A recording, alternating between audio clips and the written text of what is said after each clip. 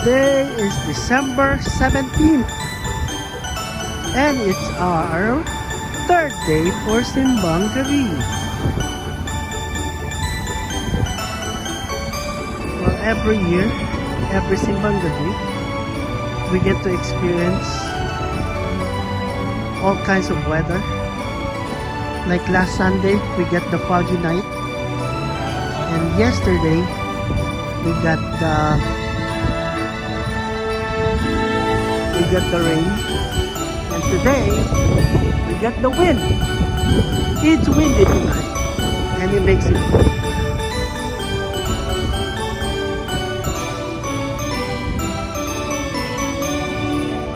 And normally the snow experience always come on the 4th or 5th day, when the Novena is happening.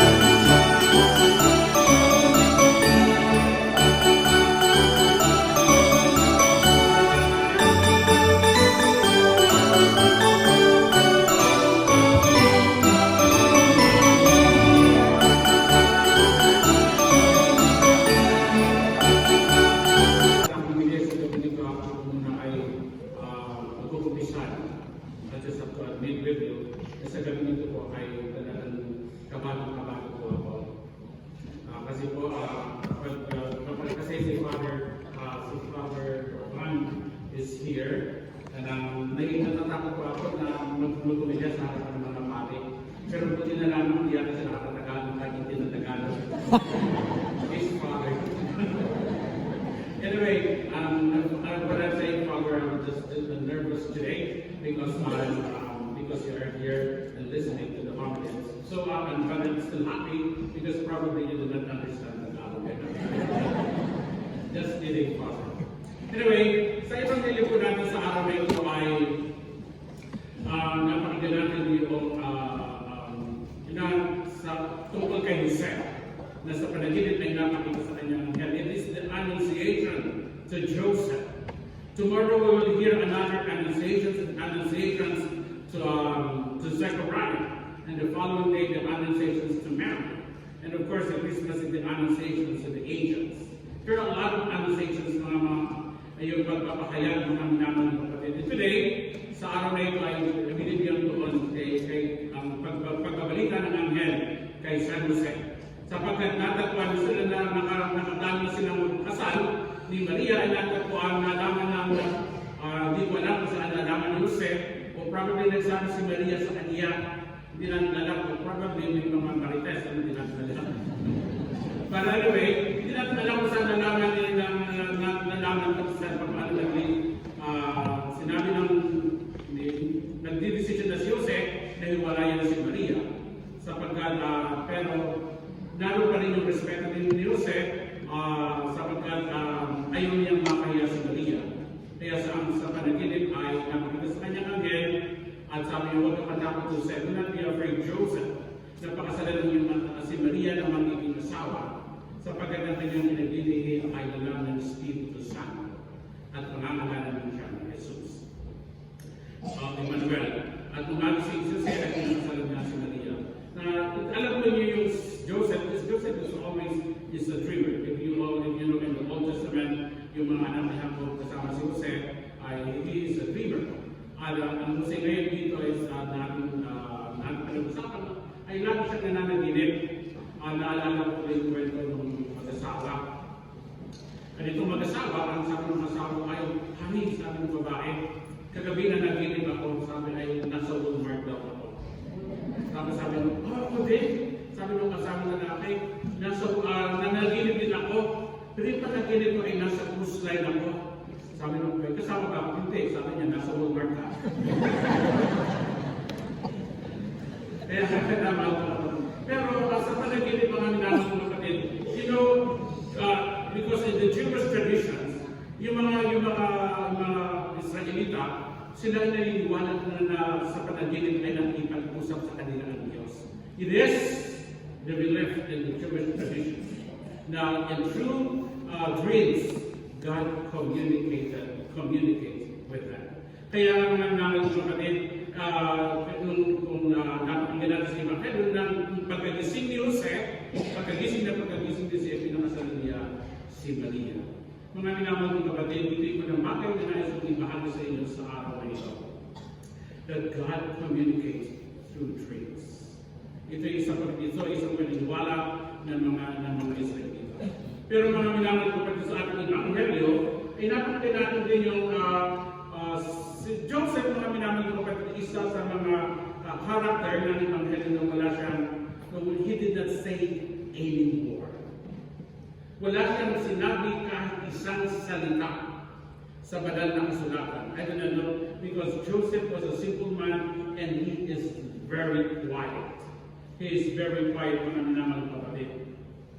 At sapagkat yung napakahalaga yung pagiging quiet in the second. It is a character of Joseph. Because he always, yung pagiging tahimik, ay ito isang opportunity mga minamahal ng kapatid that we listen.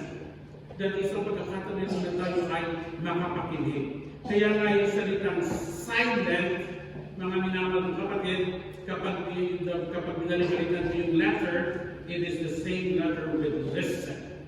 Yung silent, because we cannot listen without being silent. Kaya napakalaga mga yung mga salitang listen, kapag binalibalitan mo yung salitang yung letter nito ay silent. Kaya, pero napakalaga yung listen na namin sa yung pagiging quiet ng mga kapatid. Because in the moment of crisis, it is important to listen and to be quiet in the moment of confusion and in a moment of confusion and crisis. Yun po ang kaya iting napakalagang lang na mga kapatid, kapag hindi mo alam yung mga pangyayari, you have to listen.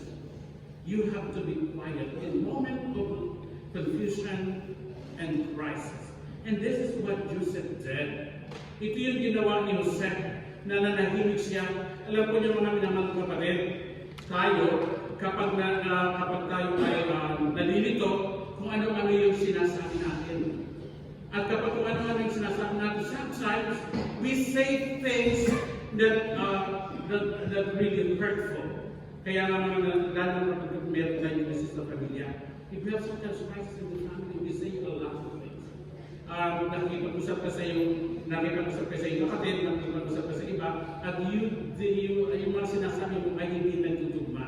And sometimes, nagdadala ito ng isang malaking krisis, lalo-lalo na sa loob ng pamilya.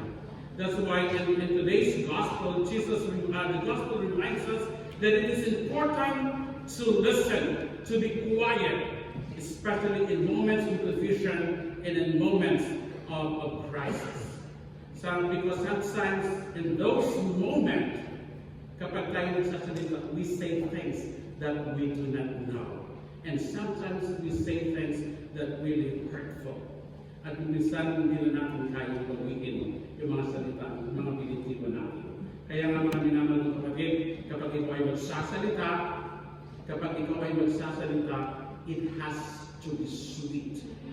Who knows, baka sa following day, you will get your own word. Kaya nga mga minamahal ng kapatid, napakahalaga mga minamahal ng kapatid, that in moment of crisis, it is important to be quiet, to listen, just like Joseph. You know, nung malaman ni Joseph na nagdadalang ang kanyang asawa, ang maging asawa si Maria, he was so quiet. He did not say anything. He did not even judge Mary. So, hindi niya hinusgan si Maria. Baka kung ano ginawa ni Maria, baka mayroon siyang ginawang kalukuhan. But he did not say a word, and he did not even doubt Mary. Ano nga yung gusto niyang gawin? Ang gusto niya ay ayaw pa niyang mapahiya si Maria. He even thinks what is good for Mary. Kaya nga mga naman ng kapatid, as again, in moment of crisis, in moment of confusion, don't say anything. Quiet. To listen. Kaya alam po yung lumalaki ang problema sa ng pamilya, sapagkat kapag may krisis, may pagkakaunawaan, instead na manahimik, kung ano-anong sinasabi at lumalaki lalo ang nangyayari sa loob ng pamilya. Joseph teaches us this evening that in moment of confusion, in moment of crisis, it is important to listen and important to be quiet. It is important to be silent. The second message I would like to share with you this evening, my dear brothers and sisters, is it is important to listen and to be quiet in order for us to listen to the Word of God. It is important for us to listen to the Word of God. I don't know how many of you natandaan, ilan sa inyo ang nakatandaan ng unang pagbasa sa gabi ito? Have you listened? Did you listen to the Word of God? And I guess, my brothers and sisters, if you have not, if you did not even remember what was the first reading, it means to say we never listen, we never quiet. Because probably, habang tayo ay nagsisimba, probably there are things going on in our mind, and we do not focus. Even if we do not say anything, but there are some noises within us. And I guess, my brothers and sisters, it is important the gospel reminds us to be important to be silent in order to listen to the Word of God. What God is telling us this evening. What God is telling us this evening. I remember, my brothers and sisters, ang may naalala kong kwento ng isang bata, tinanong siya ng guro. Sabi niya, tinanong siya ng guro, bakit? Why do we have to be quiet in the church? And one small children at the back says, because people were sleeping. I hope I did not sleeping this evening, by the way. But however, it is important to be quiet and to listen just like Joseph in order to hear the Word of God. As I said, if you do not remember even the first reading this evening, probably there are some noises that we hear from within us. Sa loob natin, because we cannot focus on the Word. Hindi tayo makabigay ng atensyon sa mga salita ng Diyos. Ang ikatlong bagay na nais ko ibahagi sa inyo mga minamahal ko sa gabi ito, yung the trust of Joseph. Yung pagtitiwala ni Jose sa salita ng Diyos. Alam ko yung mga minamahal ko kapatid, papaano ko hindi totoo yung sinabi ng anghel. Let us always remember that the angels appeared to Joseph in the dream. It is not that he is conscious. It is the angels appears to Joseph in the dream. Kung ano kaya sa ko, panaginip lang naman pala ito, baka hindi ito. But Joseph trusted. Even nga hindi niya alam kung ano ang buong katotohanan, kung ano ang mangyayari. But Joseph still trusted the words of the angel. At nagtiwala pa rin siya. Kaya din mga minamahal ko pwede sa araw na sa gabi nito. Hindi ka itong bagay na nais kong ibahagi. There are a lot of things. Maraming bagay sa ating buhay. Ang mga nagkakaroon na nangyayari. And we do not know. Hindi natin alam kung ano ang buong katotohanan at kung ano ang mangyayari. At kung minsan, natatakot tayo. We just meron na ang takot, naroon ang ating alam. But remember, my brothers and sisters, if you have that complete trust in the Lord, nagtiwala ka naman katulad ng pagtitiwala ng Jose, and everything will be done for you. Kaya nga mga minamahal ng kapatid, ang sabi ng anghel kay Jose, do not be afraid, Joseph. Trust in God. Trust in the Lord. You know, sa mga sa buhay natin sa gabi ito, mga minamahal ng kapatid, may mga problema tayo at hindi natin alam kung ano ang darating. But trust in the Lord. Even though we do not know what's going to happen, just completely put your trust in the Lord and God will do things for you. So sa pagpapatuloy ng ating isang mga minamahal ng kapatid, muli, ipinapaalala sa atin ang kahalagahan ng pagiging tahimik. So it is the importance to be quiet, to listen, just like Joseph. Because especially in moments of crisis, especially in moments of confusion, it is very important. Don't say anything.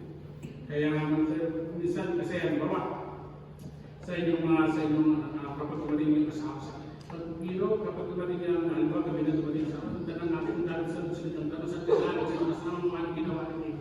But as if you are already in a court na ang dami-dami tanong. However, my brothers and sisters, just listen.